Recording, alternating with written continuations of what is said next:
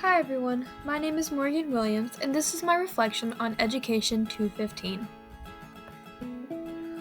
Over the course of this semester, I have had a lot of aha moments that challenged me, opened my eyes, and reshaped how I see education, especially in terms of equality, inclusion, and cultural responsiveness.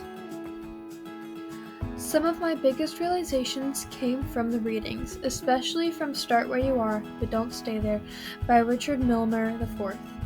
I have always thought that treating students equally was enough, but now I understand that equality isn't equity. Students don't all start at the same place, and treating them the same doesn't address the unique barriers they face. This shift in thinking was huge for me.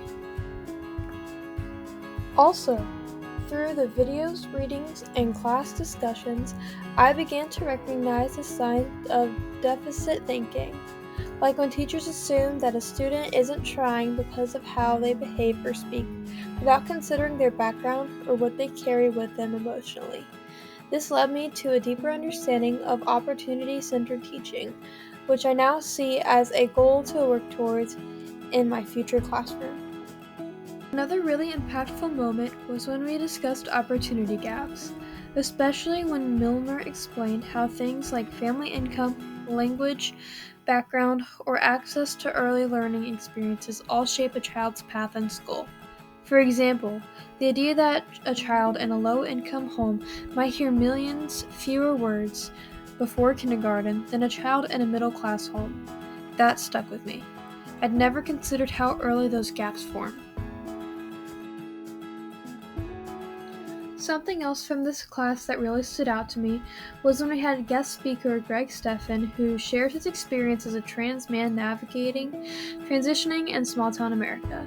His story made me rethink how isolating local communities can be for people who don't feel understood or welcome, and especially who don't fit into the social norms.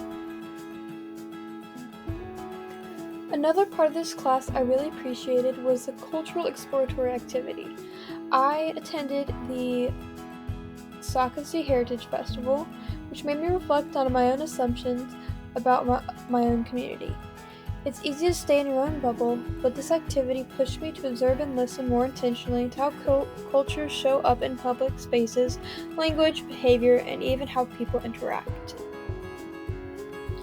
Learning about Dr. James A. Banks' 5 dimensions of multicultural education helped me see that including diverse voices in the classroom isn't a one-time event.